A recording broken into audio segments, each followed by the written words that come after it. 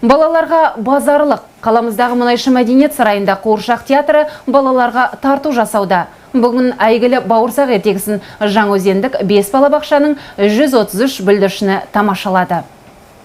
Сахна төріндегі бейне бір орман ішіндегі үйде бауырсақ, кемпір мен шал және басқа да кейіпкерлер жарты сағат бойы кішкентай көрермендерді әсем әнмен, әдемі іс-қимылмен баурады. Періште пейіл балғындар олардың әр әрекеттеріне қолдарын соғып, қошаметтерін көрсетіп отырды. Ертегі болусын. Қандай ертегі көрінеді? Бауырсақ. Ұнады ма саған? Ұнады ма? Я. Я, маған ұнады, күшті болды. Я, маған ұнады, күшті болды. Мен балабақшадан келдім. Кукла театрына. Мен кукла театр өте ұнады. Осындай кукла театрлар көп бола берсін. Не көрдің? Қасқыр, қоян, сосын бауырсақ көрдім. Не болды? Қасқыр жеп қойды бауырсақты. Балалардың ой өрісін дамытатын осындай сахналандырылған көріністерін жиі өткізіп тұруына балабақша тәрбиешілері де тілекшілік білдіріп жатты. Американ балабақшаның бүлдіршіндері мен Мұнайшы мәдениет сарайына бауырсақ ертегісін көруге келдік. Осы Мұнайшы мәдениет сарайында бауырсақ ертегісі болады деген естіген күні ата-аналармен келісіп, 100 теңге бағасын айттық. Ата-аналар бір ауызбен келісіп, бүлдіршіндерін бізге аманат етіп тапсырып, осы Мұнайшы сарайына әкеліп көрсеттік. Ертегі біздің бүлдіршіндерге өте ұнады. Көрген ертегісін әр кейіпкерлер шыққан сайын бүлдіршіндер мәз болып күліп отырды.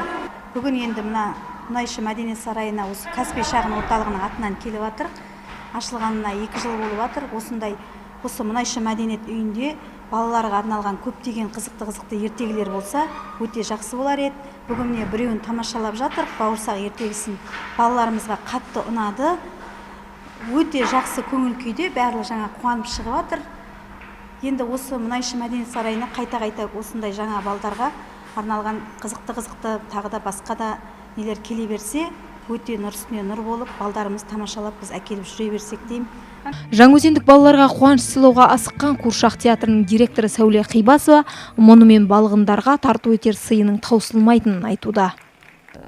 Ертегіміз 3 турай болған. Сол 3 турайды қыста бойы әр садикте көрсеттік, үлкен жұмыс істедік садиктермен. Биыл екінші ертегіміз көрсетіп жүрміз. Тәтті бауырсақ. 1 маусымда сол ертегінді мүжәліс балдарға және инвалид балдарға көрсетіп едік.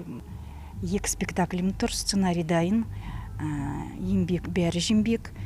Балдар білу керек, что еңбексіз еш нәрсе болмайды. Цель достигается только трудом, знаниями. Енді екінші нулевой класстарға, сосын подготовительный группаларға, старший группаларға портфель деп бір спектакліміз, сценариіміз дайын. 2011 жылы өнер мекемесінің жанынан ашылған Қуыршақ театрында 6 қызметкер бар.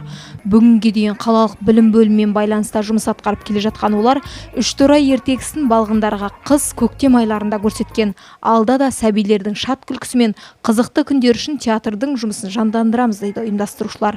Индира Сатимбаева, Нұрсұлтан Өскенбаев, жаңалықтар.